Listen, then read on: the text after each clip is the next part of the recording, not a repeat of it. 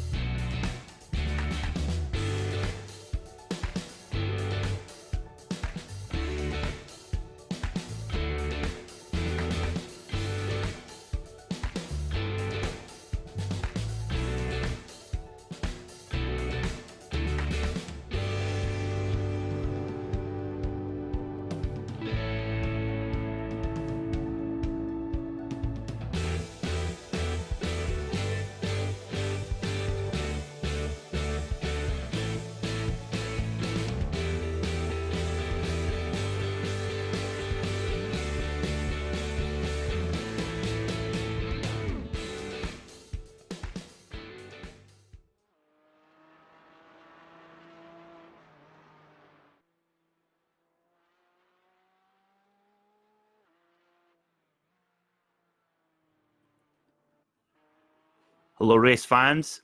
Peter Mackay here, welcoming you to the Apex Racing Academy GT4 VRS Super Series here at the wonderful Oran Park Raceway, a circuit which has been in extinction in the real world for the last decade, but lives on here on the iRacing service. Today, we will see our Apex Racing Academy GT4 runners go head-to-head around this fickle little Aussie circuit. Joining me in the commentary box tonight is Sam Fitzpatrick. Sam, how are you feeling heading into this one?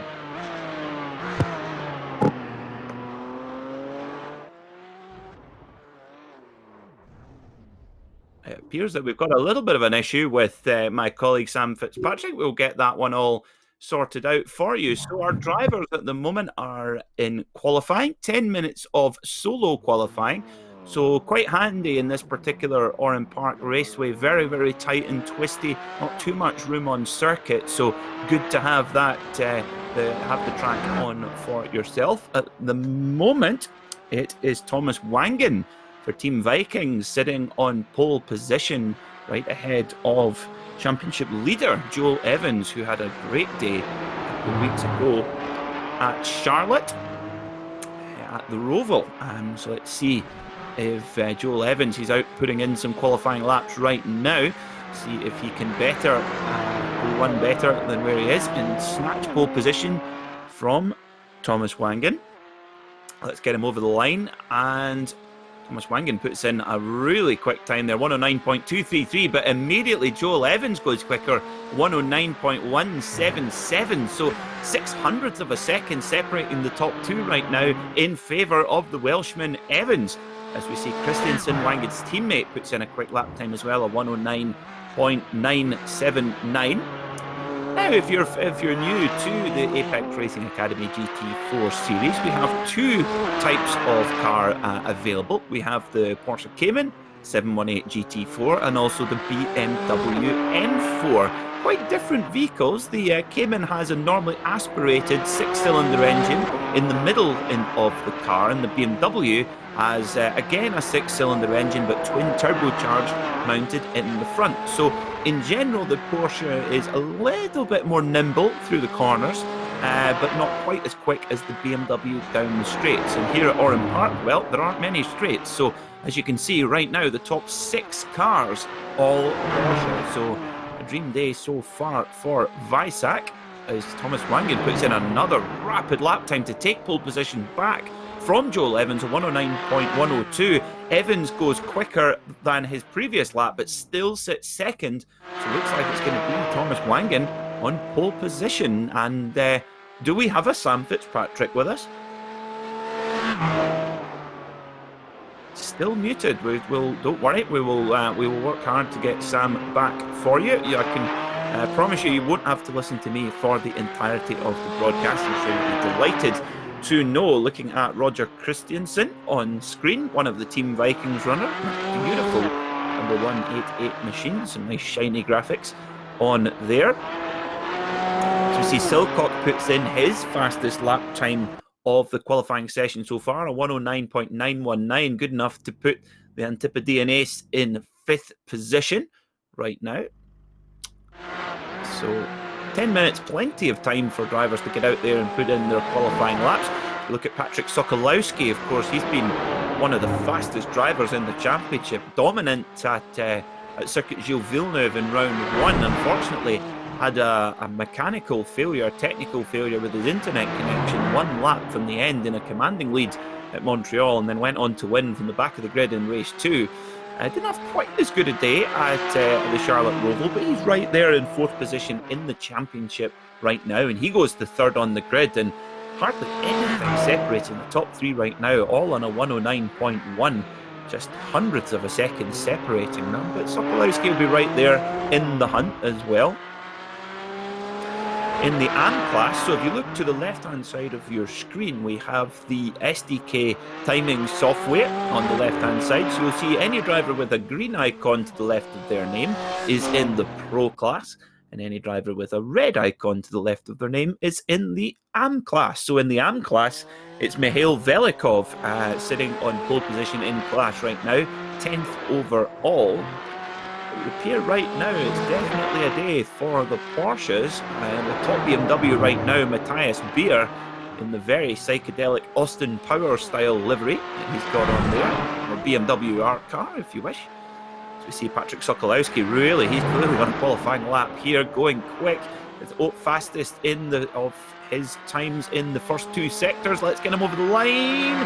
Can he improve? No, a 1:10, so not going to cut it for Patrick Sokolowski. Oh, my apologies. The timing screen, it is going to cut it, a 1:08.986. Just a little error with the timing screen there. And an error from the commentator as well. Brilliant lap from Patrick Sokolowski, the first guy to break the 1:09 barrier. Let's get Matthias Beer over the line using that BMW Munich grunt over the line. He goes, stays. Now he goes up to 6th place, a 1:09.9. So by far the top BMW. Now I hear some ruffling in my headphones. Sam, do you have a copy, as they say in NASCAR? Yes, you should be able to hear me now, although apologies if the quality is a bit poor, apologies for that as well. But yeah, nearly through the qualifying session, no real surprise that it's the Porsches at the top of the standings. Should be one of the strongest circuits of the season for them. We visit Daytona Road later on in the season, which should help out the BMWs a little bit, but this is certainly going to be one for the Porsches. Their cornering speed should be awesome. However, because if you do get out-qualified by a BMW, it's going to be tricky to overtake them.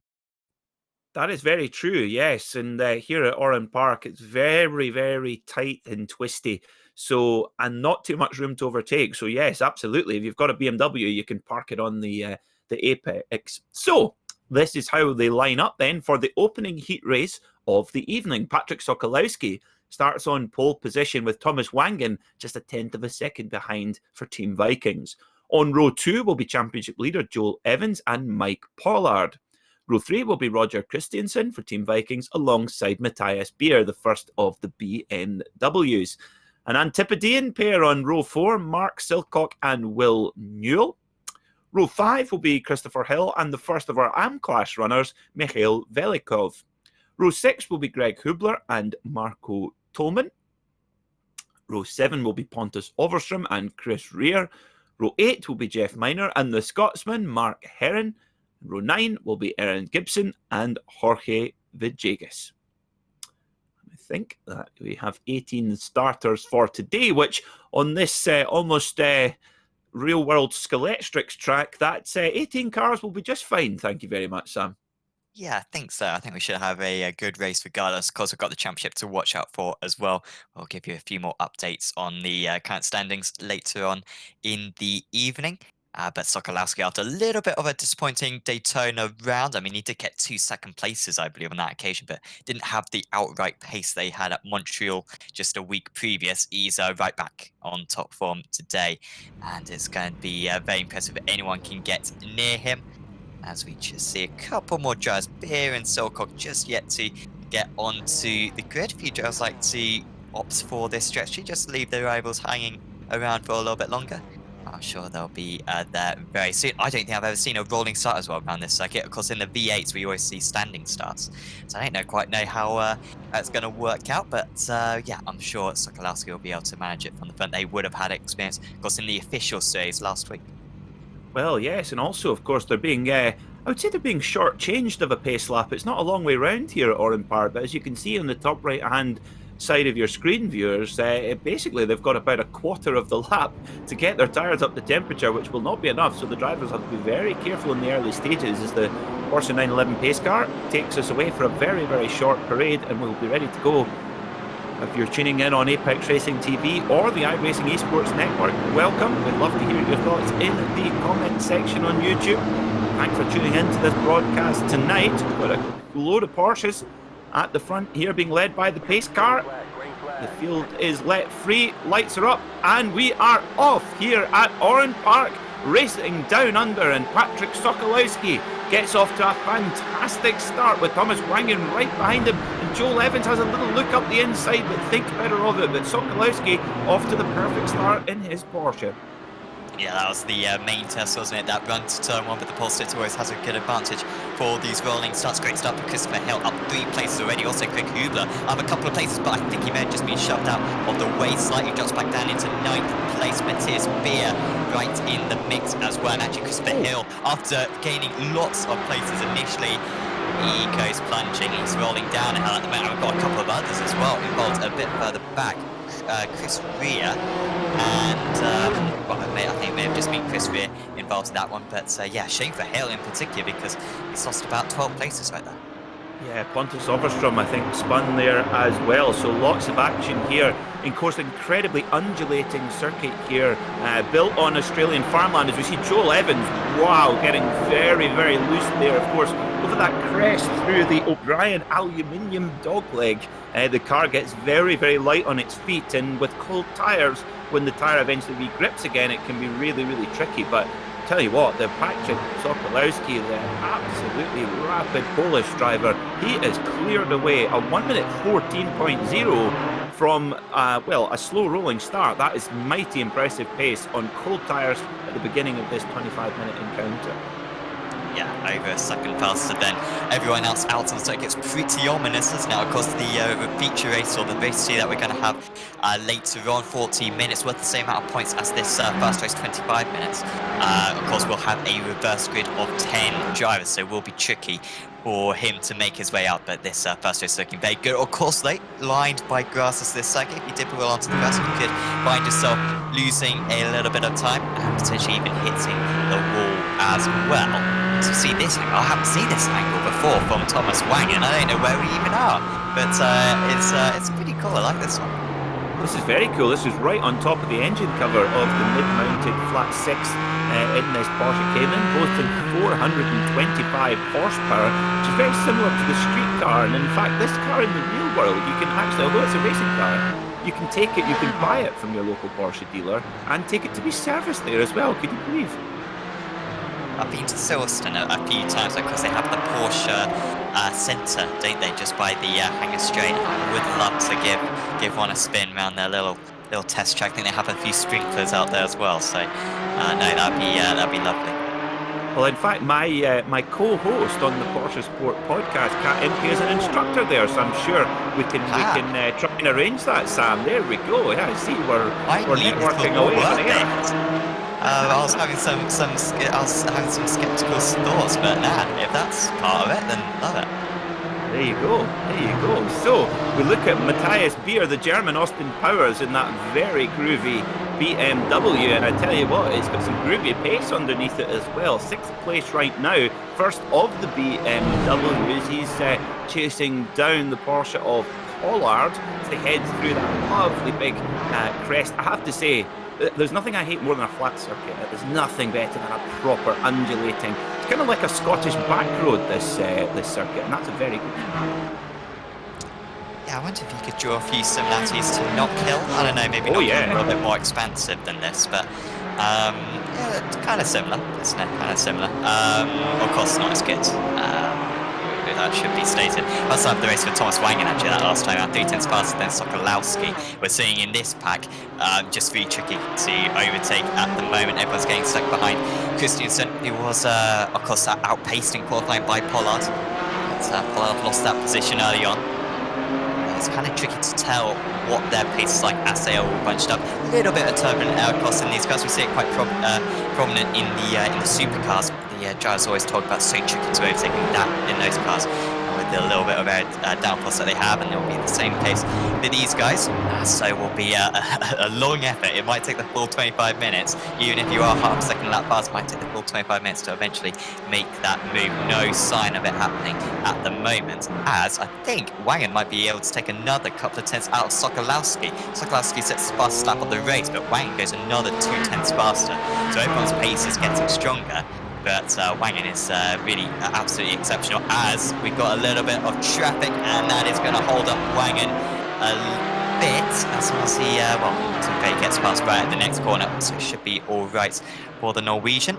And Evans also clears in the background. That was just Christopher Hill, of course, who had that awesome start, but he's still on the opening lap because he had to get a tow back to the pits.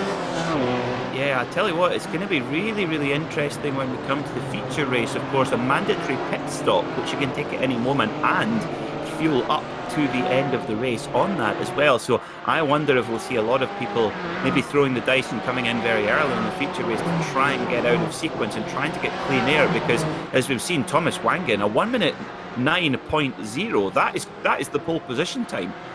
So he is on, and not often do you see that on lap 5 of a race, that driver basically can equal the pole position time. That is mighty impressive. As we see, oh, sorry, we got a little bit, our timing screen there, we saw Thomas Wangen using so much of the exit on the final corner that the timing screen thought that he was going into pit lane. I said, I do apologise there, folks. I thought that Thomas Wangen had a problem, but he didn't, just using all the exit and more. As we see, he has now got the company of Joel Evans, the Welshman, who's also feels like he's got the pace to challenge. Yeah, that one was on for a while as well, you're right. He was, it's not even as that you're pushing the corner that much. I mean, the corner's much earlier than the pit entry, although Heron is now dropping down. Mark Heron, he was doing well in the top 10, I believe, but he's dropped back down to 14th. He should, he is back running, though. Is Heron, or is he? Yeah, yes, he's all right, but so just a little bit of an off there for Heron, maybe down at turn 1, as we might see a replay of it. But of course, it's kind of just preference of driving line down the pit straight, and he was leaving it right to the wall, a long way down the straight there at Wangen, as we see Heron just over judging that corner. So the BMW just behind him overshooting it slightly, and Heron loses a bunch of positions. I think that was 3 places lost right there.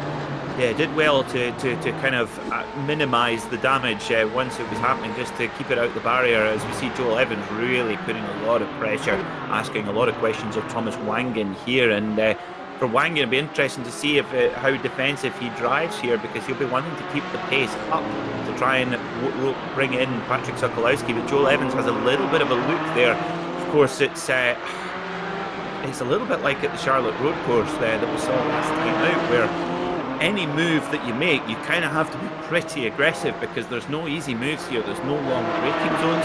Even turn 1, it's a kind of fast turn 1 and then into a slower turn 2. But yeah, really interesting challenge here. We keep I keep referencing Skeletric, but we've even got a Skeletric swap over figure eight bridge as well.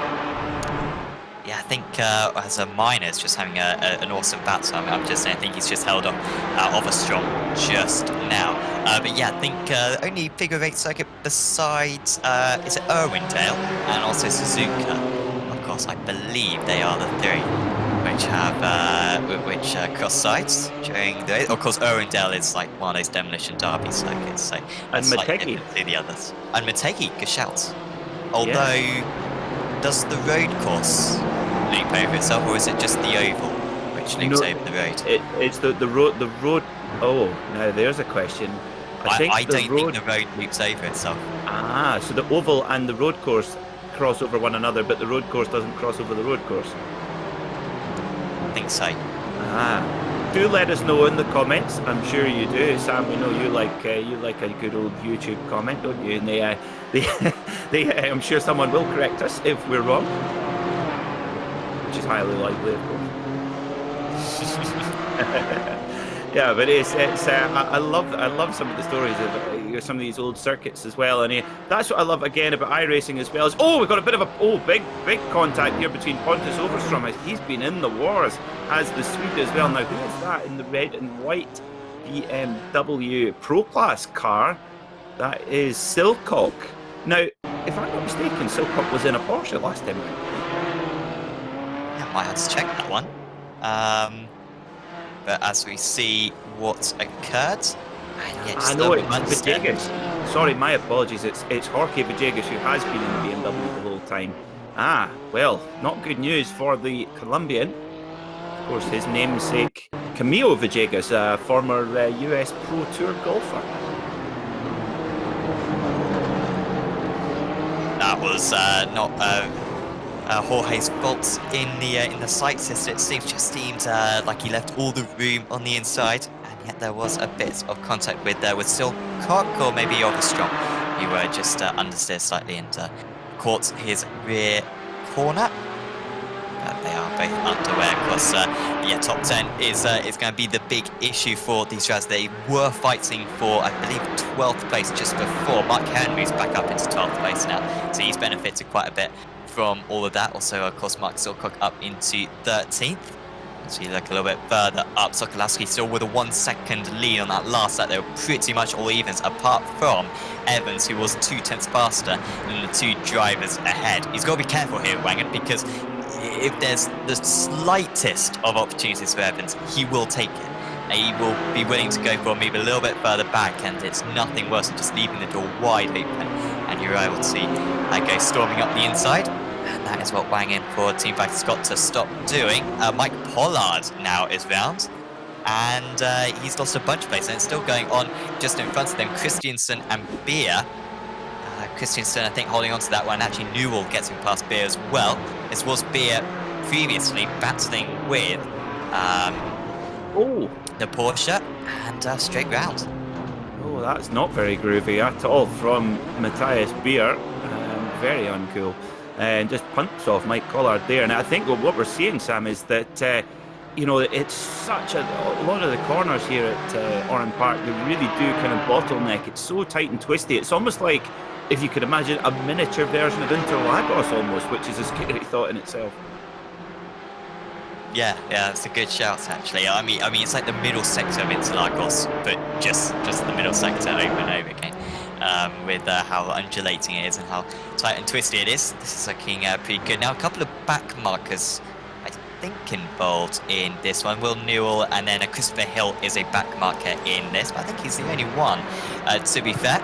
The others are all for position. Newell losing over 2 seconds on that last lap to the drivers behind. He's got Velikov for Nayuka Factory, really benefited from all those incidents just before Beer trying to gain back some places now. Who was it that Beer hit round? Was it Pollard he hit round? Yeah. It was, yeah. Pollard. I almost thought that Beer, when he was losing all those places, was letting Pollard back past, but it seems like he just had his own issues, probably trying to get past the car that he spun. Now look at this. This is Mihail Velikov, who, well, certainly made no friends on the way to the top in the AM class at the Charlotte Roval. We know that Mihail Velikov will get his elbows out, but it is really working right now. He is 6th overall and top in the AM class, and he's keeping Matthias Beer behind him in the Pro class, who, of course, just got involved in that little that tiny little incidents. Now, if you feel sorry for these guys in the GT4 machines tonight on this tight, twisty, difficult circuit, please don't, because in 2006, Greg Crick won an Aussie GT race here in, of all things, a V10 8.3 litre Dodge Viper. Wow. That is a scary thought, isn't it? I mean, you could probably get an MX-5 round here faster than a Viper, to be honest. That doesn't sound like a lot of fun, to me at least. But a lot of driver skill is needed for that. Absolutely, and that would have been probably still not for that. Probably would have been close to H-pattern gearbox days, or at least sequential anyway. None of this paddle shift nonsense as well. So yeah, very, very impressive indeed. Also back in 1982, Alan Jones won the Aussie GT race in a Porsche 935, which is even more ridiculous because they were serious missiles, those cars. But speaking of missiles, Thomas Wangan has just managed to just edge away from Joel Evans briefly. He's maybe just reeling in Patrick Sokolowski ever so slightly. But I tell you what, Sam, the pace of these three guys is so close that certainly in this sprint race, it's obviously all about pace, but in the feature race, I think it's going to be all about who gets the rub of the green on the strategy. Yeah, it's when you really want some teammates just to help you out in this situation. I remember there were a couple of Team Vikings guys. Got Christiansen in 4th place for Team Vikings. Apart from that, there are no... actually, we've got 2 Samsoid Emerald cars doing in the top 10. So I'm just wondering, maybe, whether they'll work as a team in that second race. Because if you come into the pits early, but then someone else comes into the pits early, you haven't really covered any of the track because you're still going to have to make some moves done. So we'll be fascinated to see if Team Vikings and Samsoid can use that advantage to get past Sokolowski later on in race 2. Gap continuing to come down. The times continue to get better as well. It just got faster and faster, despite the fact that I believe the track temperature might be warming up. We started this race off at noon. So usually on iRacing and in real life, as you have noticed, usually it gets warmer and warmer until like 3 o'clock in the afternoon. So I'm surprised that the tyres and the pace is keeping with these guys at the moment. 3/10 of a second faster for Wangen on that last time round. In fact, Evans absolutely matching him. Hopefully this isn't a disappointing finish because, well, how epic would it be if Wangen could pull off for me for the race win? Well, I mean, as I say, they're pretty much been on qualifying pace most of the race, and I think Joel Evans has perhaps spotted that as well. That Wangen is really pushing hard, and he's thinking, right, okay, I'll just follow his lines, follow his wheel tracks, and as we saw in the last lap around, match the time exactly. And Patrick Sokolowski, but we know that Sokolowski's fast as well. He's going to be able to trust his pace. He's really quick, and you know, it's of course absolutely nothing to decide on the cars as well, because of course all the drivers using our Apex Racing Academy setup, so they're all in pretty much, well, absolutely identical cars. Yeah, there's a little bit of a difference, like we were saying earlier on with the Porsche and the BMW.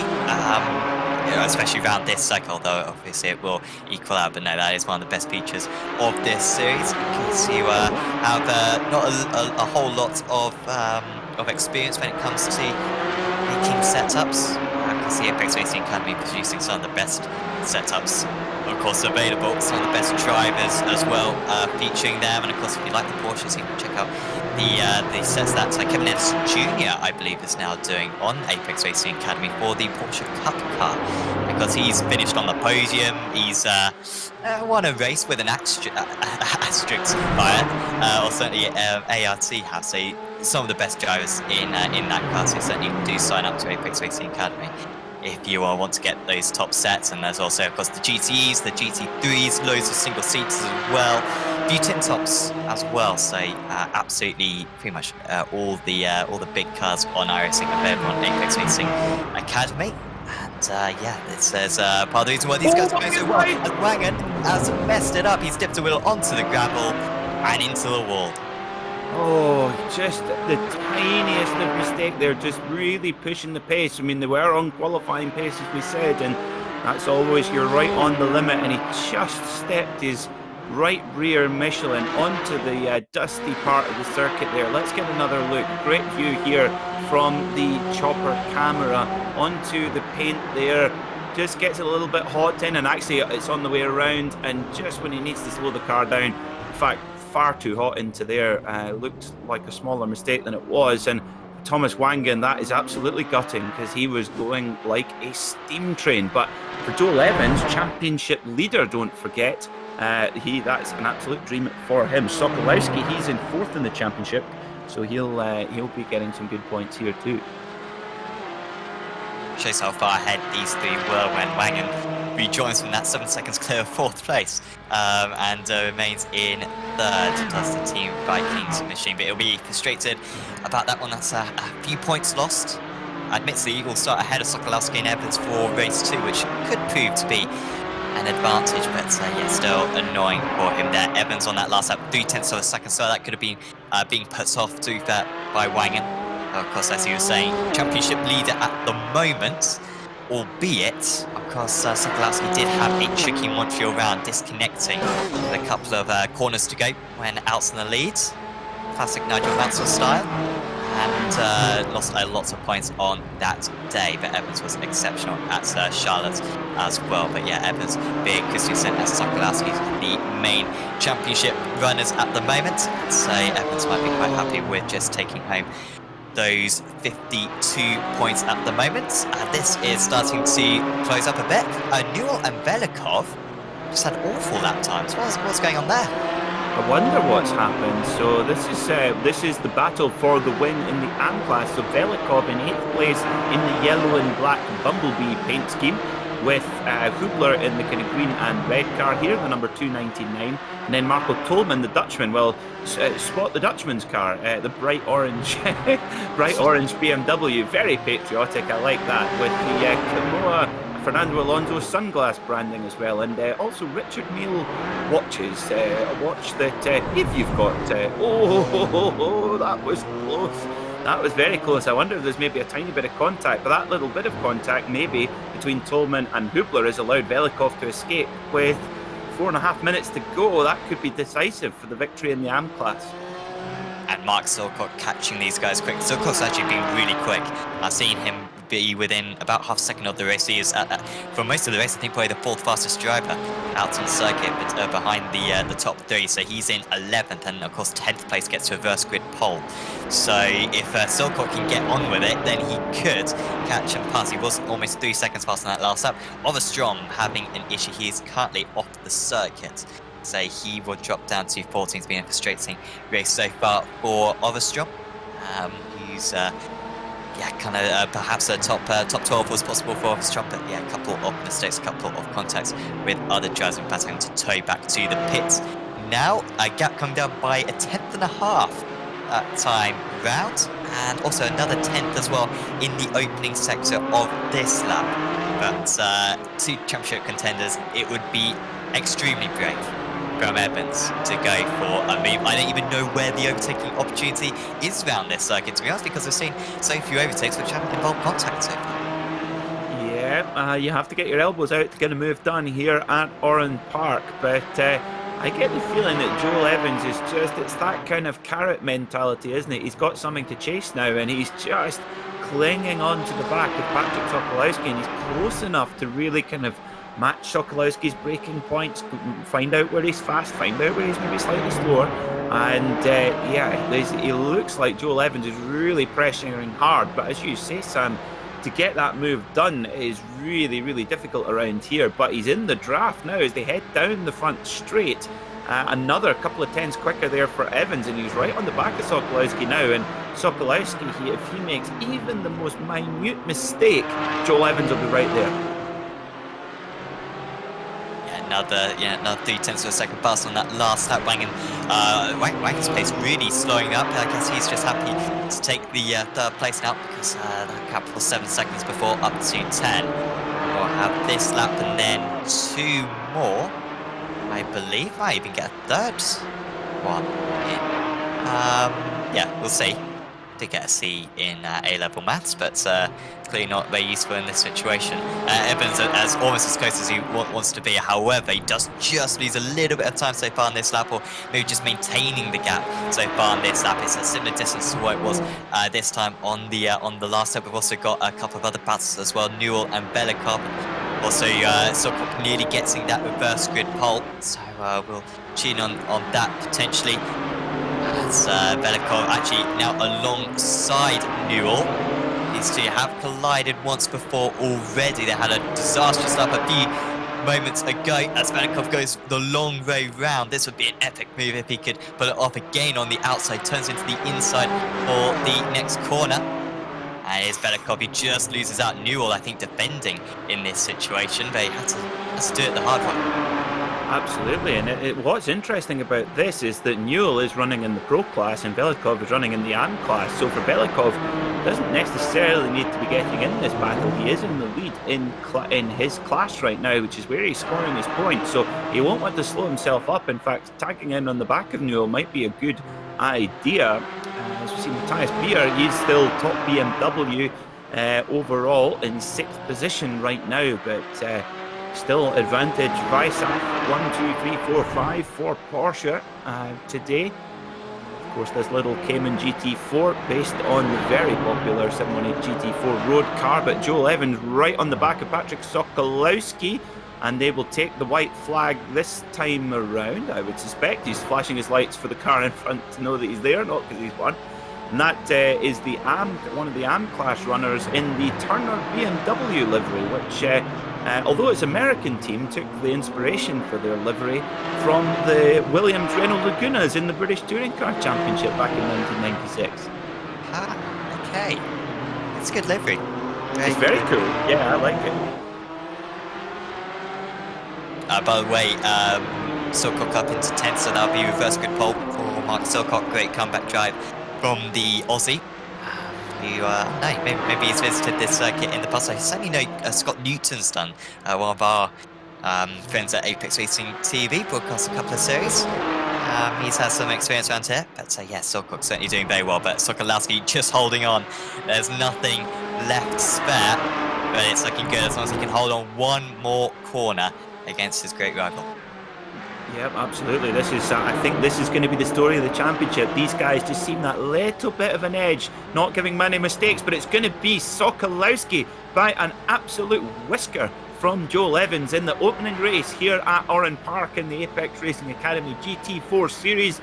I have to say, Sam, that was a brilliant performance from Patrick Sokolowski. He had a lot of pressure on from both Evans and Wangen throughout the race, and yeah, really impressive drive and showing just his class. As we see, we pick up Mikhail Velikov, the leader in the AM class, Hubler right behind in his Porsche, that green and red machine.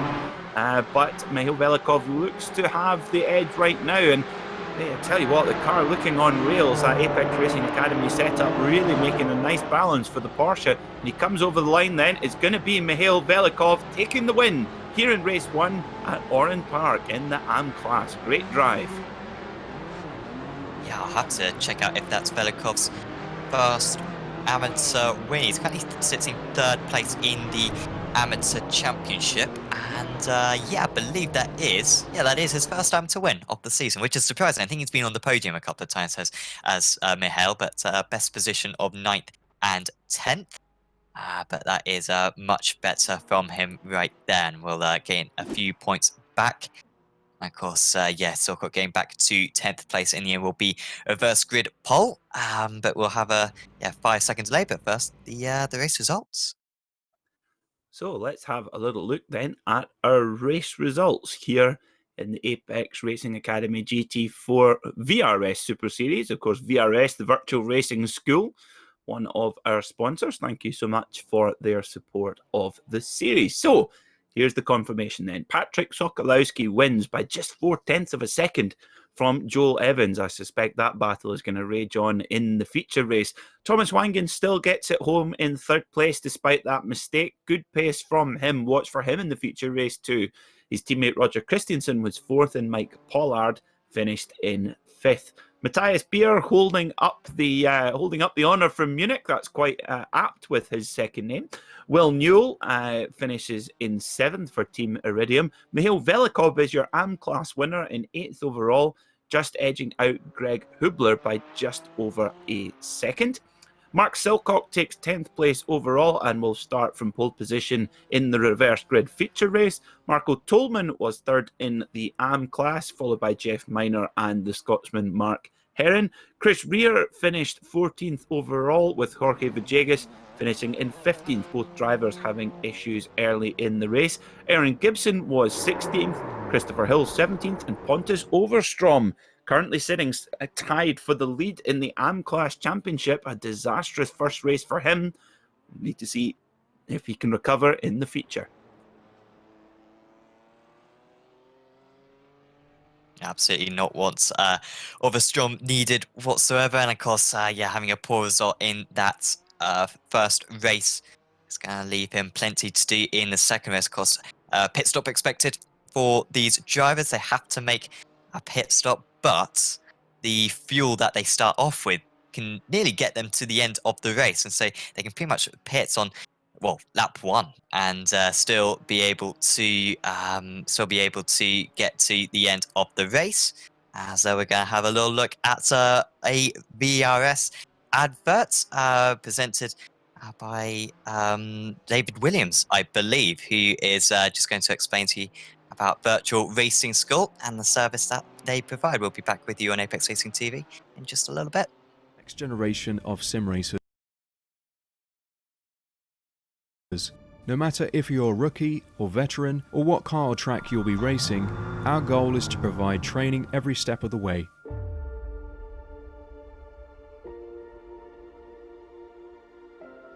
We found that iRacing can be quite difficult without proper training. There needed to be a way to prepare for on-track racing.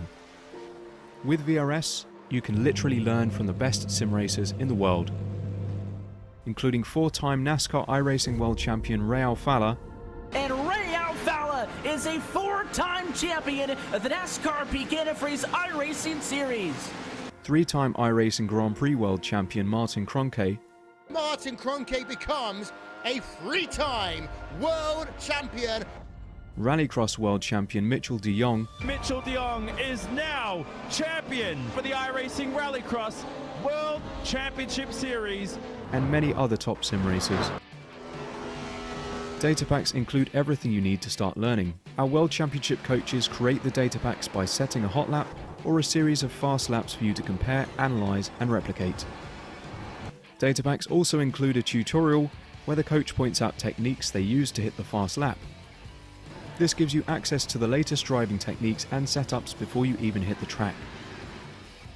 Sign up for a free account and download the VRS telemetry logger. With this application running seamlessly in the background, your laps automatically start syncing to the VRS website. From there, you can analyze and compare 2 laps of your choice, whether it's your data, the coaches, or your teammates. VRS will automatically target improvement opportunities so you can get up to speed even faster. VRS also makes it easy for you to request and schedule one-on-one or group coaching sessions. These sessions can range from 30 to 90 minutes, and you can select the car, track, and setup combination of your choice. Visit virtualracingschool.com today to sign up and get started.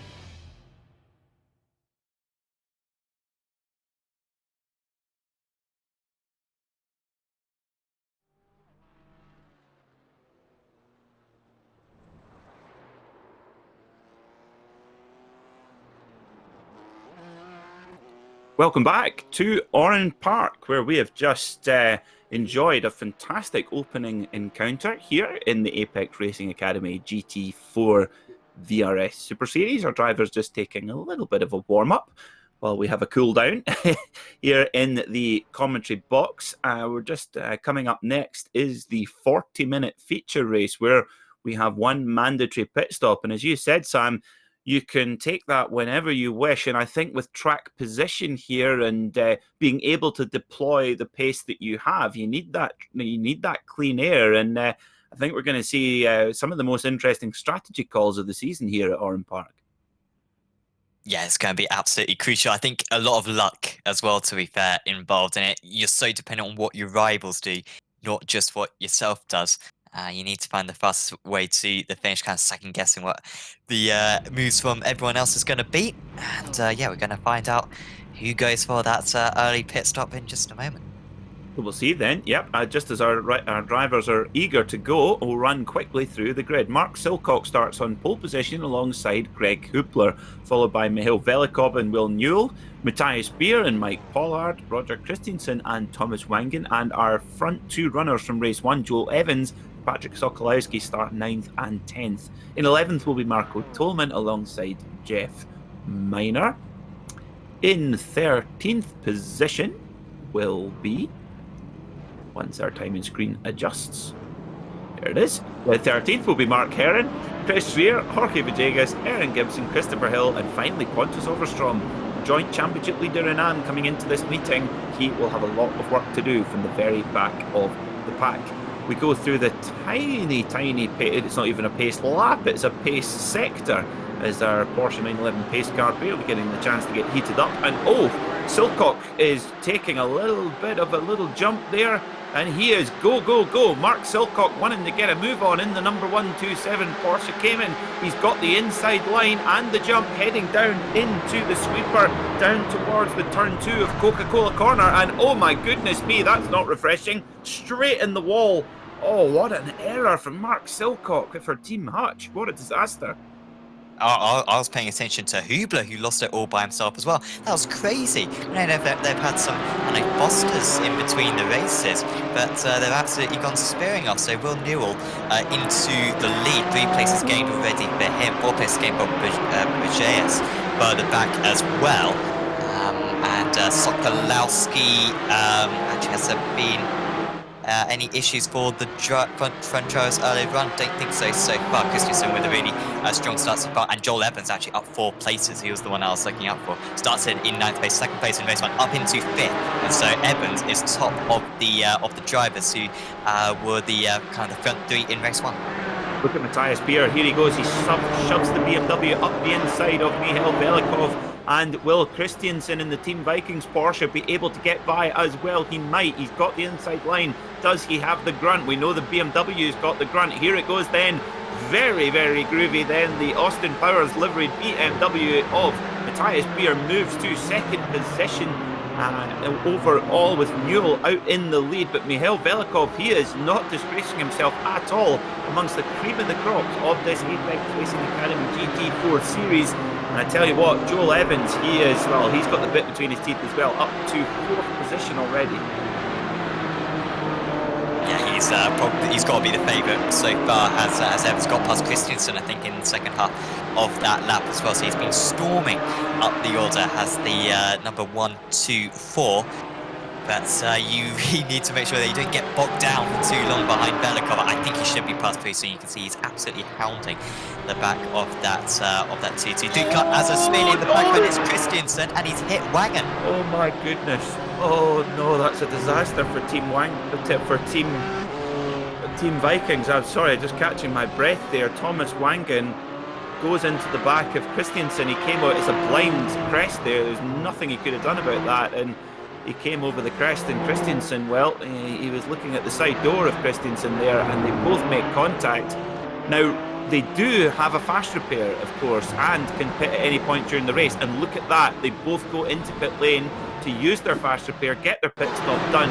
So, actually, they should be able to, as far as that went, that is, he loses it early there, doesn't he, as well, and then, oh dear, the Team Vikings, Team Awning will be an icy place later on, I'm sure. Yeah, they might get out the axes for one another later on. Newell, under massive pressure, has been able to hold off Beard for a few corners. And Beer wants to keep behind Evans, of course. Ooh, as here comes Evans down the inside. This would be race decisive. Surely this is the battle for the race win right now. And the Porsche with the better line. Does he? He's all strong. There's contact between the two of them and budging through. The weaker of the two cars, Evans, managed to force his way past and is up into second place. Goodness me, yeah. Matthias Beer's BMW looking like a hippo there compared to the vibrant gazelle of Joel Evans. Well, I mean, it really, that was a graphic demonstration. Of course, driver talent from Joel Evans, but the Porsche just so much more nimble through those changes of direction and on the braking as well. Whereas BMW really struggling. Matthias Beer, well, he's doing a great job at the wheel of that BMW, but as you can see from the timing screen, he's the only guy in the top 6 in a BMW, and there's a bit, well, we saw there exactly why that is. Yeah, I thought Beer might have a good chance of actually winning this race, just because, like I said earlier on, whilst the BMW might be slower, it's a tricky to overtake circuit, and the BMW is a tricky to overtake car because it's so quick down the straights. But I think, to be fair, with Beer struggling for pace a little bit today, partially because of the BMW, I think he would have probably been done through the corners anyway. We haven't seen him move really out that corner all day long. Hill's just gone off the circuit again. Shame for Christopher Hill, because he has such an awesome first lap in race 1, first few corners at least in race 1, and then ever since then it's all been going downhill for him. He's down into 16th place. Wangen actually getting ahead of him now as well. Of course, with the battling up front, Wangen might be able to bring himself back into contention. This is the question that you've got. If you're Sokolowski in this situation, do you come into the pits, get your pit stop done, run high fuel to the end of the race, but at least get rid of these 4 cars right in front of you? He's going to try to get rid of one straight away, and that's a lovely move straight away on Velikov. That was from Sokolowski, but I just get the impression that he's maybe been held up that little bit too long. But now we've got the faster pro runners at the front. He might just settle in now. It's really interesting to see what these drivers are going to do. And I think, considering what looked on the face of it as a complete disaster for Wangen and Christiansen, 2 teammates crashing into one another, actually look at that. Thomas Wangen putting in a 109.7. That's very fast in 15th. He might just be in the right point of the circuit to just get some clean air. As we're seeing, it's so busy, you just cannot get your pace out there as well. And Joel Evans, well, Joel Evans absolutely flying here as well, and now he makes the move on Newell, drag racing down the front straight, heading down towards the sweeper and the Coca-Cola corner. As we see, Newell is worried more about Matthias Beer, and that allows Evans to escape, and Matthias Beer, well, that's a very BMW driver behaviour there, flashes his lights, and through he goes. Good move there from Matthias Beer, a wee bit of contact, but you know, there it is. But Joel Evans now, I think Joel Evans will run that tank dry now that he's got the clear track. Yeah, I think so. Unless maybe he just wants to cover up the others as losing a Velikov in 3rd place. And apologies, Velikov in 4th place. Just someone running slightly off the road, trying to make that move on Newell. He was not happy when Beer managed to get past him. There was a little bit of contact down into 2, but before that there was a little bit of change of direction down the straight. It's a little bit late from Newell to make that block into turn 1. But Beer is past, and Newell with obviously good pace might be able to stay ahead of Velikov. Sokolowski's in a tricky situation. He needs to start making these moves. He's only a 10.5 behind there at the moment. Remember, he came from last to the win at Montreal. He's going to do a similar task at the moment, starting this race in 10th place. Has he been able to get past down the inside? Looks as though he has. He's back up into 4th position now as Patrick. And he's now, next up, got Will Newell just ahead. Yeah, Patrick Sokolowski, good move there. Needed to get that done. Up to 4th place now. You can see Joel Evans ahead, but it's going to be hard work. We must also note that although Patrick Sokolowski was dominant at Montreal, Joel Evans was caught up in quite a big incident, and that kind of spoiled his whole evening in round 1. And of course, had the double victory last time at Charlotte, and he's really proving he is an early favourite for the championship. However, all the way back in 15th place, look at that, Thomas Wangan, a 109.174, the fastest lap of anyone, including Evans, and that is just pure clean air. So now, who would have thought we'd be looking at the guy in 1st and the guy in 15th as they match lap times, but that is what it's going to be like with the strategy, as Joel Evans goes quicker again. For him, 109.1, 1.1 seconds quicker than Matthias Beer in 2nd. How far behind these guys was Wangan? Because he had that spin, and it's such a shame that he did. I think he was probably about 8 seconds behind these guys, so they've probably got about 5 or 6 laps for them to be safe. But if I was Sokolowski, I'd be coming in right now, protect that move against the Vikings car. Both of them are going to be coming back at him strong, and really, and of course get the undercut on Beer and Newell as well. Maybe even put some pressure on Evans as well. So he's still not opting in though, and he did leave it a while at Charlotte Motor Speedway, although he was racing a little bit higher than this position this time 2 weeks ago. Beer after passing Newell, so there the favour might be returned. Newell with once again exceptional pace, and he looks and he's trying to pressurise the driver just ahead. Tell you what's really impressing me is how well the Porsches are handling the curbs, even big curb strikes, big launches over the curbs.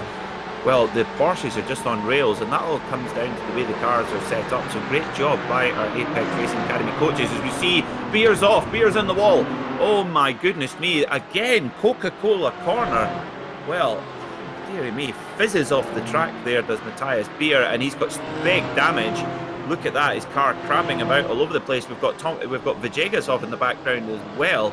And Matthias Beer is going to have to limp that BMW round. It's got big suspension damage. He will get to use his fast repair, but that's a disaster for Matthias Beer.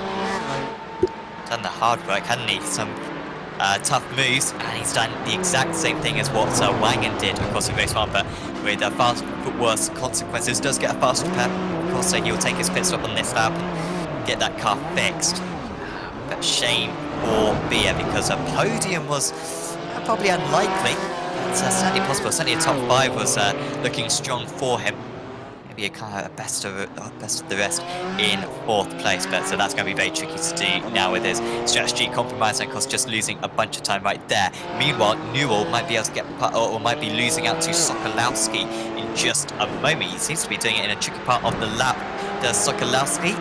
was actually turn 1, and he is up into second place. So opted not to come into the pits, did Patrick, and now he's got the fresh air in front of him and a little bit less fuel as well. So perhaps was the right call. Bad news for him. He's just 6 seconds to the race leader. Yeah, that opening section, turn 1, the sweeper, very, very fast, flat out left-hander, and you kind of go through there going, oh, I pured that corner, and then you're all of a sudden you're faced with Coca-Cola corner, the very tight left, and you go, oh no, and then can't slow it down. It kind of reminds me a little bit of Indianapolis at Le Mans, where you get the first part of it right, and then you're like, oh goodness me, I can't slow down for the second part. That's caught a couple of drivers and a couple of high-profile drivers at that, Thomas Wangen and Matthias Beer. Now, where is Wangen, speaking of? He is in 13th place. Now, thanks to our SDK track software on the top right-hand side of your screen, we've got a live track map. So at the moment, he's tucked behind the AM-class runner,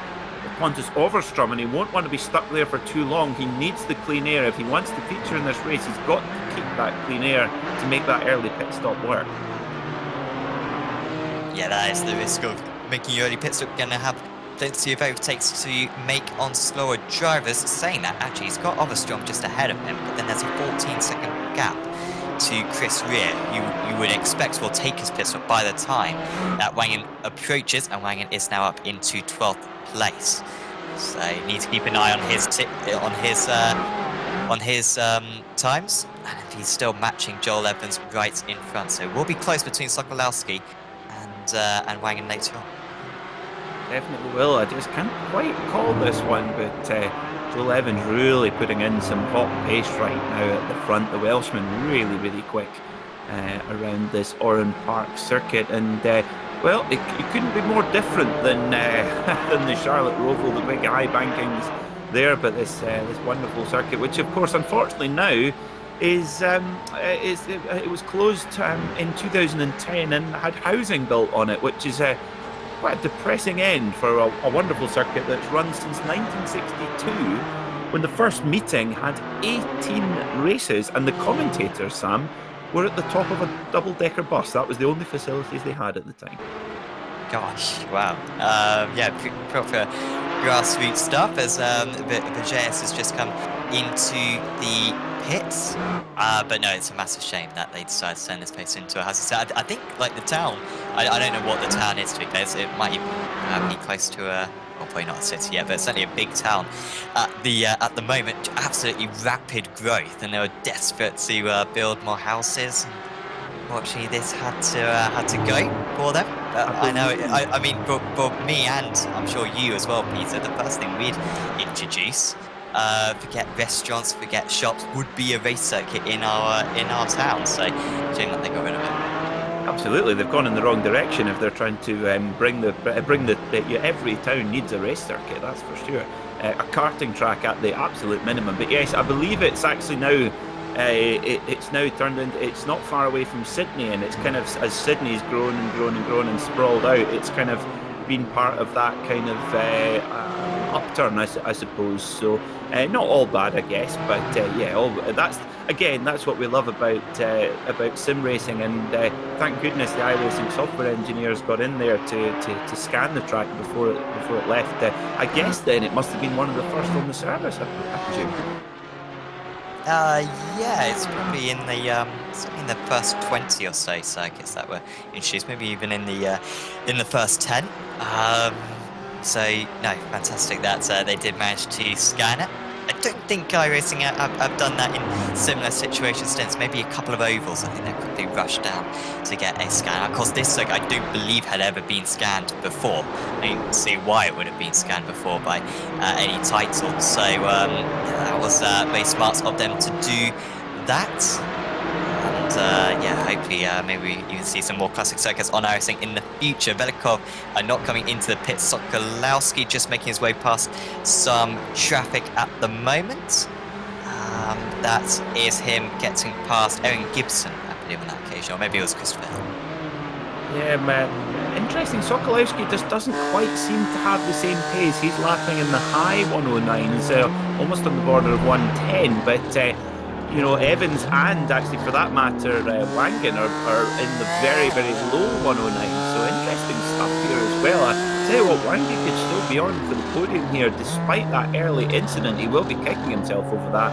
Riding on board with Marco Tolman, the Dutchman, looking back at Mark Herron, who's also quite confusingly in a Dutch livery car, if you like, bright orange, but of course running the blue and white salt from native Scotland, but 2 bright orange BMWs here. I think they call it in the BMW colour chart, it's called Sakir orange. What, like the Bahrain City? Exactly. Yes. Aha. Yes. You know what do you know what the link is?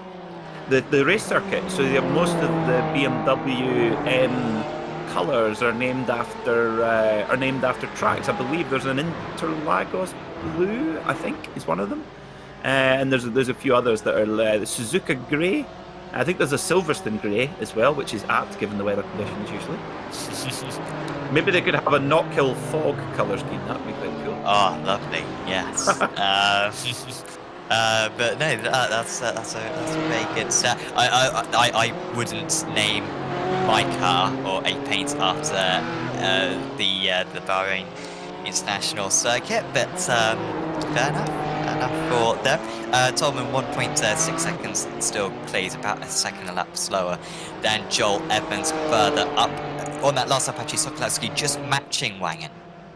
So for the first time in a while, I think Sokolowski's been able to kind of put a buffer to his main rival for that second place. That's mega early pit stop for Wangen earlier on. Velikov is doing the other thing. You've probably seen it on the timing tower on the left side of your screen, running right to the wall, and does appear like he's going to come into the pits a couple of times, but has always been able to miss it, which is catching my eye constantly on the timing screen. Mikhail Velikov has been incredibly impressive. A 1 minute 10.0. Again, leading in the AN class.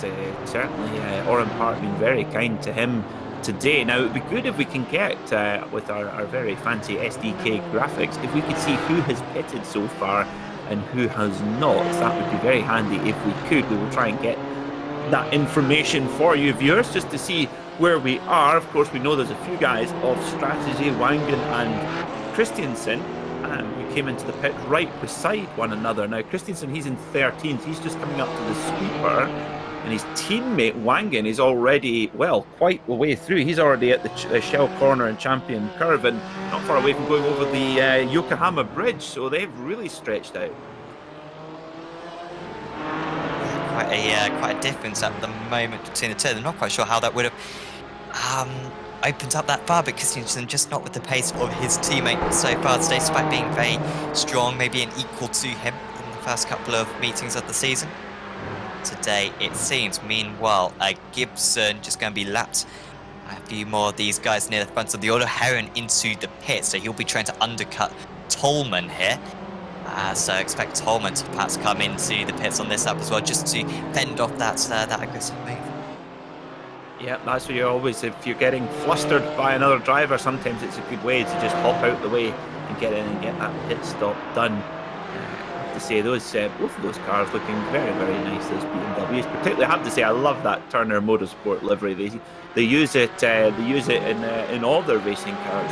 Turner, of course, a shop that actually is based very, very close to the iRacing headquarters. So I understand that they would have used, they would have gone to Turner to scan the BMW M4 before it came on to the service at the beginning of last season.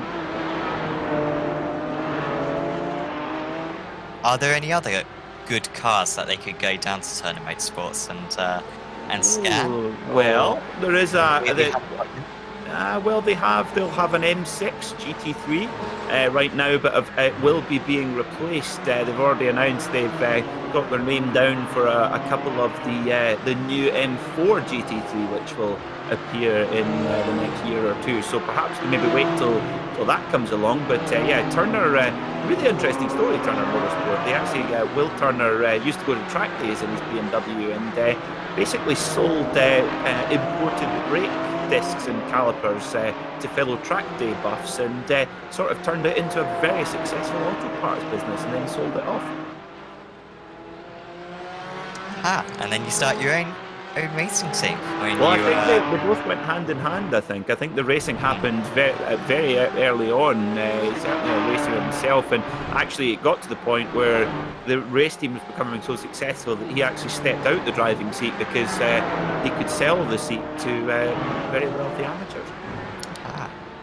As right now, all the gaps between the drivers over 1 second. So they've still got a lot of kind of virtual battles currently going on with drivers coming into the pits early on. Evans with a 1 minute 9.42 on that last lap, 4 tenths faster than Sokolowski. And Wangen on that last time, actually slower lap for Wangen, and he is starting to get into some traffic as well.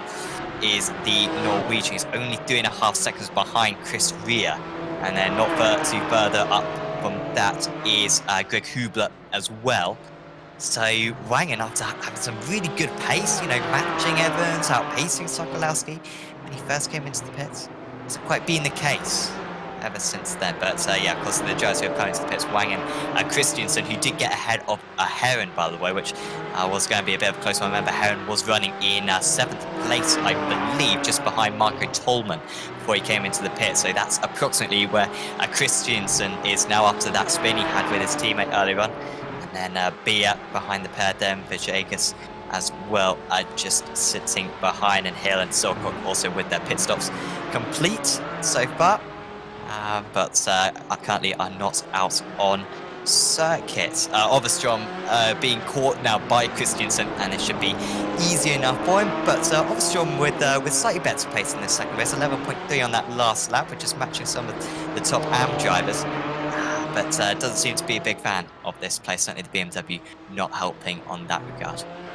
No, definitely not. Interestingly, the AM class, quite a lot of BMWs in that class, very few in the pros. We see Jeff Miner looking to go to pit lane, I think. But yeah, Pontus Overstrom, don't forget that he is the joint championship leader coming into this meeting. A pretty disastrous race one with a lap 1 incident, but running pretty good here at the moment. He is 5th in class, is Overstrom, and is he going to go into pit lane? Oh, gets me every time. It's like he's running so close to the wall there as well. I thought he was going for into pit lane. Interestingly, Matthias Beer has dropped off the lead lap now. He's in 14th. We just saw him being lapped by Evans a couple of laps ago. So yeah, the field is quite spread out. Just seeing a Wangen watch.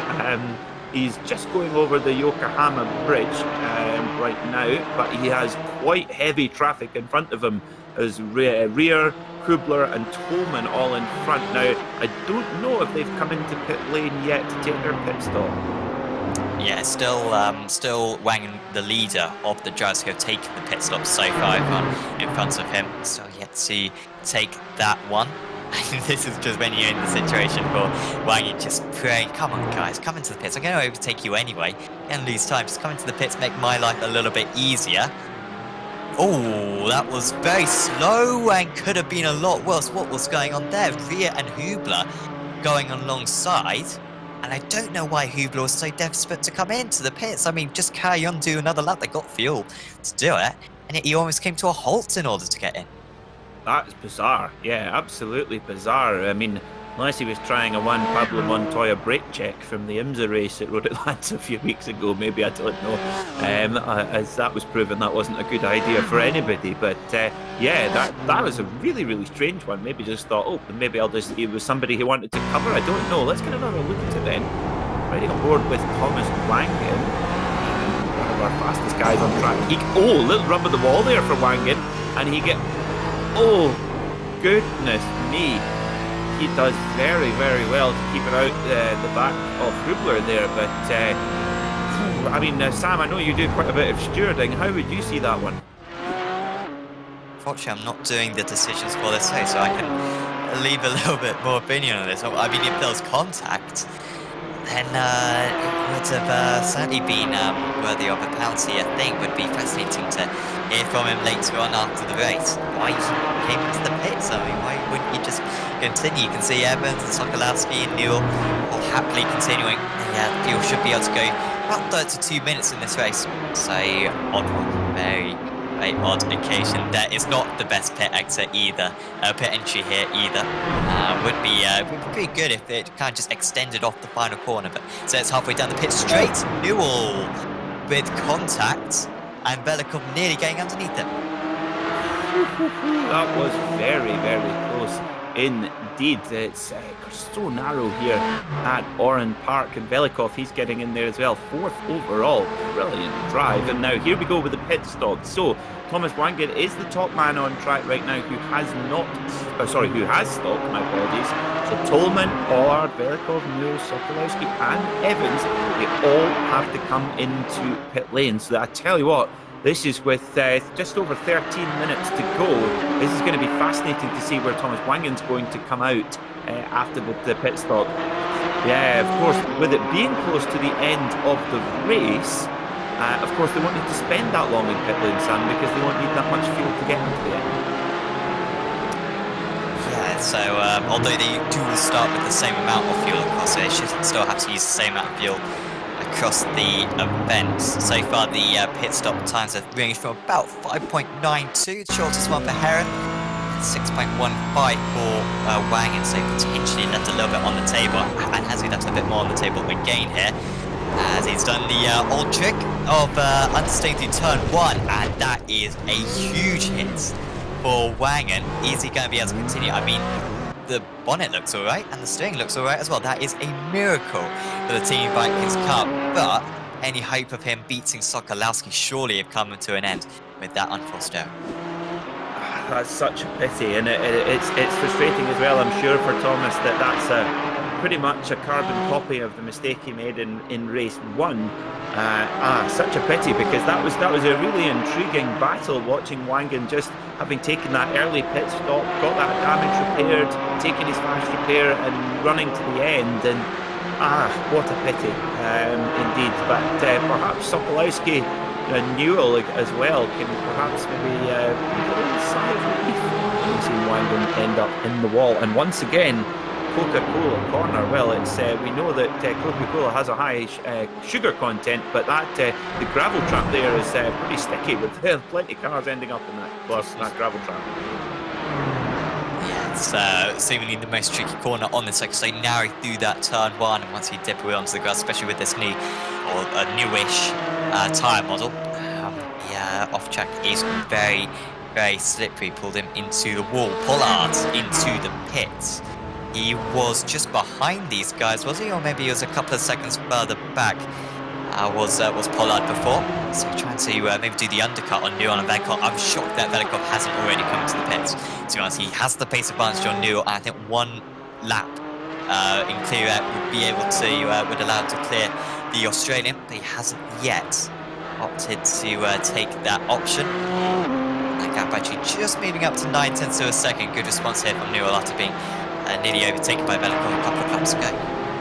Yeah, Velikov's been incredibly impressive tonight, but so is Tolman too. You know, the Dutchman in the BMW. It's not a BMW circuit, as we mentioned, and maintaining good pace. Now, both Velikov and Tolman have to come to pit lane. They have not taken their stop yet. So they're obviously going for the run the car dry and then go into pit lane for just a tiny little splash at the end. And it's of course that strategy has got to be so fluid, doesn't it, Sam? Because you know it's all about where you are on track and if you're being held up or not. As Velikov does come in, so he's come into pit lane. This will not need much fuel, just 10 laps or so worth of fuel, and that will get him to the end.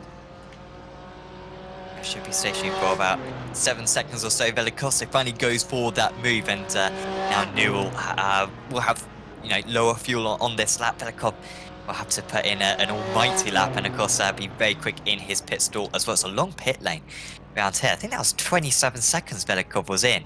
Admittedly, I think our pit stop sensor starts before you even come into the pits. It's quite sensitive to that. 6.45, so a pretty average pit stop for Velikov. Has he come out ahead of Pollard? No, Pollard's ahead. So I think Pollard's just undercuts him there. Brilliant strategic option there for Sapsoid Blue. 173 up into 5th place. That will be, and they're both ahead of Wangen as well, of course, with Wangen's mistake. They're both well clear of Wangen by about 7 seconds. Of course, Wangen now with a damage as well. He would have probably been ahead of these guys if it weren't for that off Coca-Cola curve. So Pollard could be in for a P4 as Newell responds straight away. And if this is more than 7 seconds stationary, then Pollard might be up into effective third place.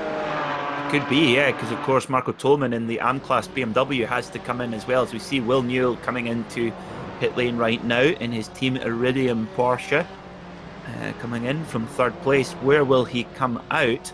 Of course, we haven't seen Evans or Sokolowski in yet. Marco Tolman's still going round, so he's now into third spot, but of course still hasn't come into pit lane. But I think for Marco, he's got some nice clean air there, so he can just click off some hot laps if he can, and that might just give him the jump on Velikov for the AM class win. We'll just need to wait and see. Newell gets out just in front of Pollard. Yes, there's Pollard in the background, so that battle will rage on for the final 8 minutes or so.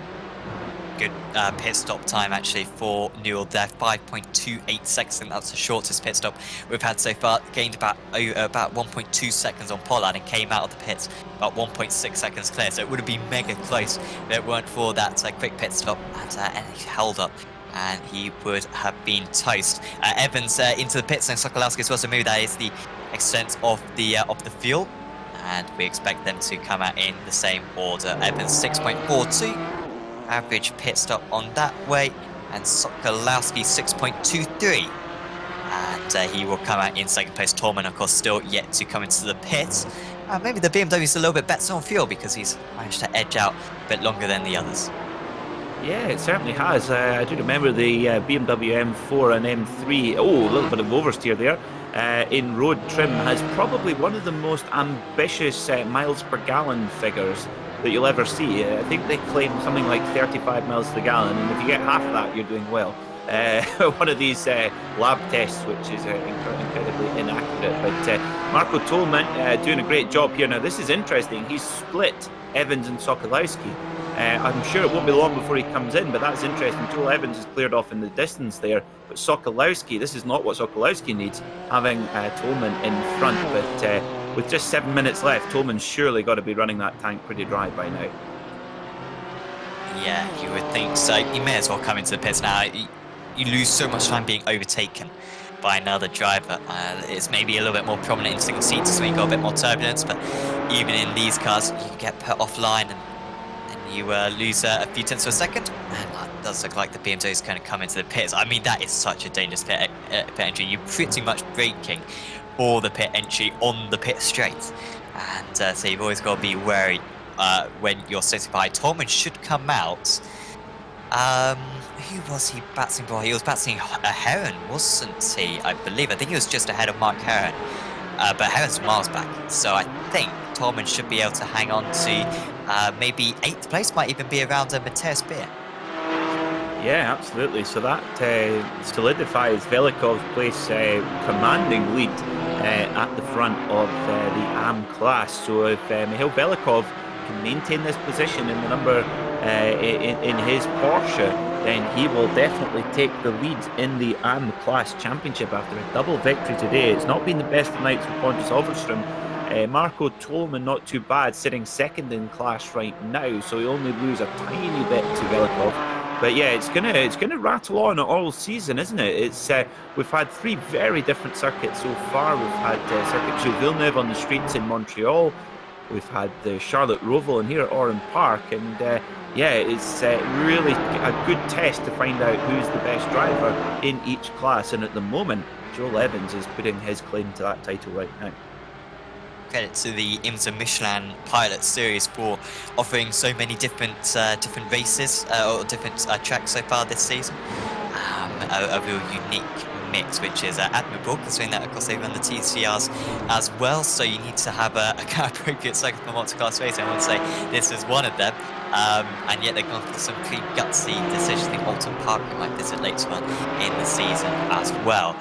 Tricky situation coming up for Team Bike Kings, with Thomas Wangen with damage, lapping about a second slower due to that damage, and he's being caught by his teammate Roger Christiansen. Only 1.5 seconds between them in 6th and 7th places. There was about 15 seconds between them before Wangen's off, and they may need to change those positions, or they may think Wangan maybe has a slightly better chance in the championship after that second place in race 1. Of course, so far a very good season as well. But yeah, down to 1.2 seconds now. So they might be free to race the Team Vikings car. They may not, but these two, Newell and Pollard, they're certainly free to race. I'm sure Pollard would love to score I believe what would be his first podium of the season. It would be. Yeah, very close indeed between them, and I'm sure for Team Vikings in 6th and 7th, Wangan and Christensen, well, I don't know what Norwegian for Fernando is faster than you. Do you understand this message? I wonder what. And right now, yeah, Thomas Wangan lapping about 1.5 seconds off what he is capable of. So actually, all things considered, that's actually not bad considering how big of an off he had, and took relatively little damage considering. But yeah, Mike Pollard, he's not going to let Newell have this podium easy. Only 3.5 minutes to go, but he's hustling hard as well. They're not far ahead of Velikov in the hand class right now. But I have to say, I've really enjoyed commentating on this series so far. I have to say, I do like a slightly alternative circuit choice. I sometimes, as impressive as places like Silverstone and Spa are, I do kind of get that sometimes you can get a wee bit tired of them sometimes. I do like these slightly misfit tracks like Oran Park and Roval and things like that. Much more interesting. Yeah, definitely. Yeah, after a while, Monza, Spa, Silverstone, as you say, do get a tad old. What Cairns and I'll say Daytona as well.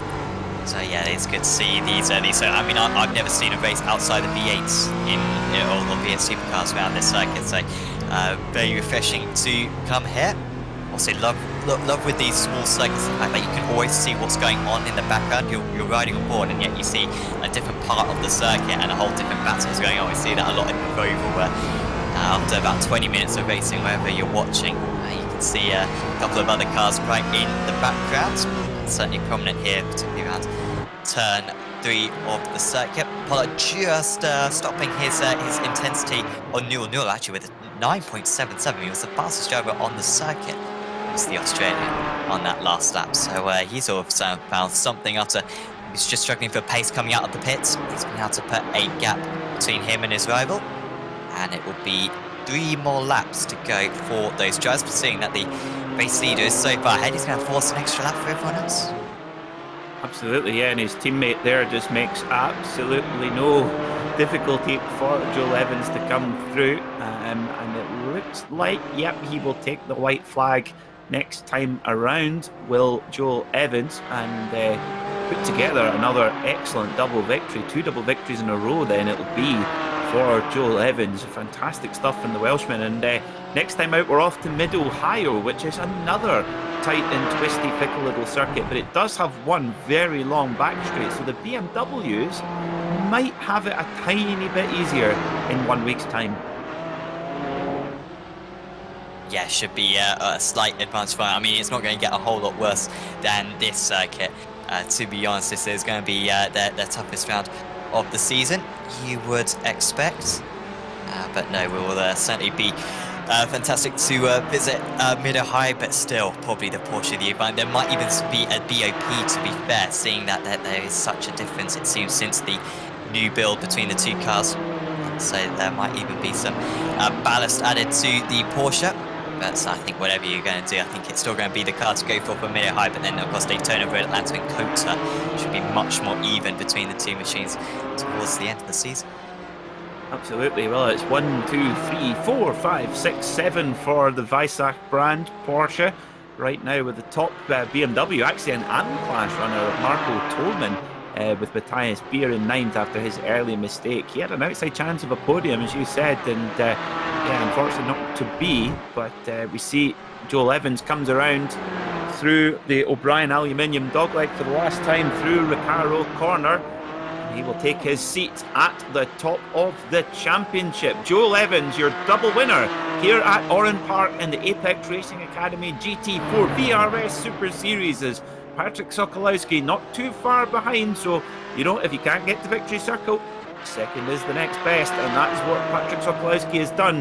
And I can see that championship battle is going to rage on all season long. And Will Newell for Team Iridium just going to hold off Pollard to the line, it seems.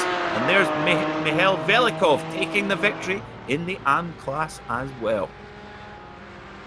Yeah, because the points being split equally then by Evans and Sokolowski tonight with a win each and a second place each as well. And of course, they were pushed by Wang. Wang was so quick in race 1, but mistakes from him. He did stay ahead of Christiansen, who was slowing up near the end just to allow his teammate to get that 6th place, or just didn't want to risk the battling. So Wang doesn't lose too many points, but you cannot afford to make the mistakes that he's made today and still have a chance at the championship. A few others coming across the line as well. Mark Heron and also Chris Rick, Greg Hubler as well to cross line. Quite a few one-lap downs, well, such is the shortness of this circuit. But yeah, the Evans and Sokolowski, they've had some good wheel-to-wheel battles so far this season. I don't believe they've overtaken one another so far this season. I may be correct. Sokolowski may have got past him in race 2 at Montreal. I'm not quite sure. But Evans is certainly a good rival to the Polish driver, something that we didn't expect after Montreal. Absolutely not. No, he was hampered by a really unfortunate incident. We never really got to see his proper pace, and well, he's certainly shown it at the Charlotte Roval and here at Oran Park. And well, Mid-Ohio is going to be a brilliant battle, I'm sure, between Joel Evans and Patrick Sokolowski. There certainly seems to me, Sam, that they have really elevated themselves onto a different level from the rest of their competitors. But Thomas Wangen might not agree with that. He looked to have the pace, but just wasn't able to be as consistent as Evans or Sokolowski. Yeah, and of course, both of his big errors were at the first corner as well, weren't they? And I'm not sure if it was Christiansen or whether it was Wangen who spun at the start of this race 2. So I'm not sure if it was Wangen losing it by himself or had nowhere to go when Christian spun in front of him. But that was a shame, especially as Wangen got such an awesome start as well. I think he managed to clear Evans straight away off the line. Apologies, no, Wangen was behind Evans, just near the start, but ahead of Sokolowski still, and lost the opportunity to maybe take a few points back in the championship hunt. But yeah, look at that gap between Evans and Sokolowski. That is quite a gauntlet to set. It certainly is indeed. 12.5 seconds. Joel Evans takes the win from Patrick Sokolowski. Will Newell taking the last spot on the podium for Team Iridium with Mike Pollard in 4th. Mihail Velikov made a brilliant day for him in the AM Class Championship, 5th overall. Great performance. Thomas Wangen, well, a story of what could have been for the Norwegian and also for his teammate Roger Christensen, who was involved in that inter-team clash early on in the race. Marco Tolman finishes 2nd in AM and 8th overall in his BMW. Matthias Beer in the very groovy Austin Powers BMW finishes 9th. And Mark Heron rounds out the top 10 overall and 3rd in AM. Chris Rear was 11th with Greg Hubler in 12th, followed by Jeff Miner. Pontus Overstrom, a disastrous day for the Swede, and Aaron Gibson in 15th. Jorge Villegas finishes 16th. Christopher Hill was 17th. And finally, Mark Silcock for Team Hutch, who crashed at the opening corner of the race, was 18th. So, now let's see if we have a number of drivers to come and chat to us, Sam. So why don't we have a little bit of a word with the winner, Joel Evans.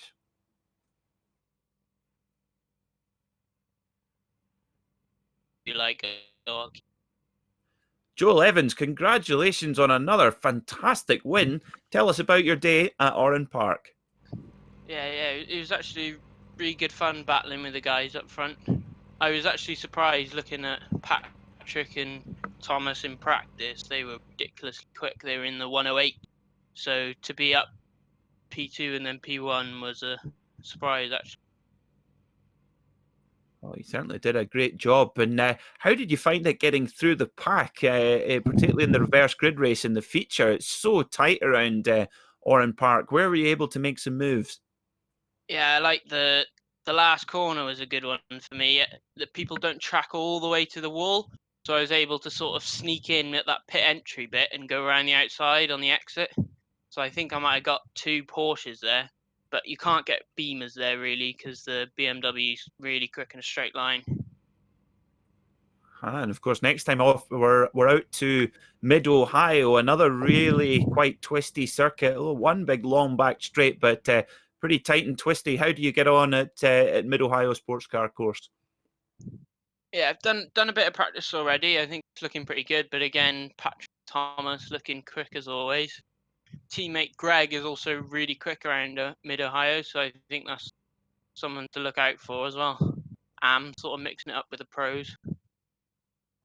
Absolutely, indeed. And we before we let you go to go and enjoy that win today in the Apex Racing Academy GT4 series, is there anyone you'd like to give a shout out to live on the broadcast, Joe? I'd like to just say thanks to all the Samsley team, the Mike, Chris, and Greg doing practice together, and definitely helping as a group for all of us to improve. Well, thanks so much for coming to join us in the commentary box, Joel, and good luck in a week's time at Mid-Ohio.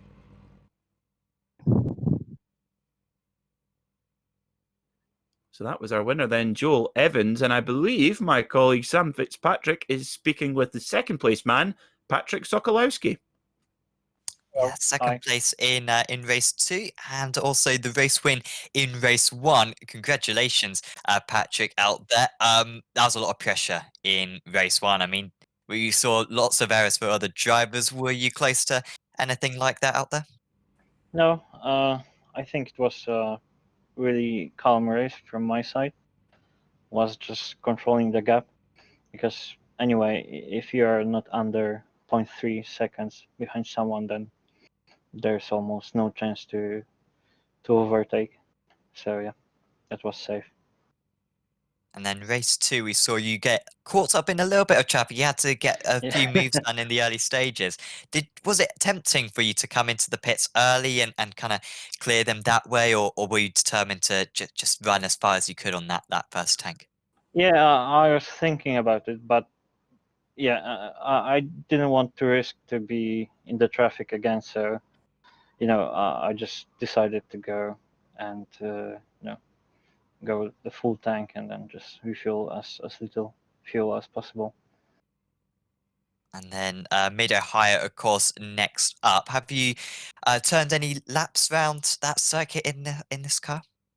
Yeah, actually, I was driving other league there last season, so I know the track, so should be okay. Awesome. Well, best of luck for that one, Patrick. Is there anyone you'd like to give a shout out to? My wife, she's watching probably. So yeah, and also my team, all guys from my team. So yeah, just it's nice to have them, and yeah, of course, yeah. That's it. Awesome. Well, you got the first one was the big one, so well done, Patrick. And we'll see Thank you. you next week. Thanks, guys. Bye. So that was Patrick Sokolowski. And finally, we have Will Newell, who is going to come in to join us and have a chat. So let's see if we can bring him along.